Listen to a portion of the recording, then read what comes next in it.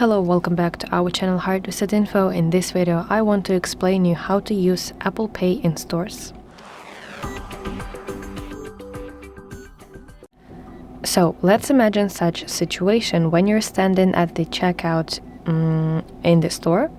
So the first thing that you want to do is look for the contactless payment symbol or the Apple Pay logo on the card reader. Now you want to activate your Apple Pay by double-clicking the side power button on your iPhone, like this. But if your phone has Touch ID, you have to double-click the home button at the bottom side of the screen instead. And then you want to authenticate your face or your finger. So complete this authentication. But if you want to use different card, you have to tap the default card to see your other options before using your card. Also, you can use your other cards such as loyalty cards, etc.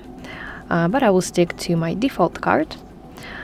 And in the very end, you have to hold the top of your iPhone near the contactless reader until you see word done and a check mark on the display which indicates that the payment is successful and it's complete.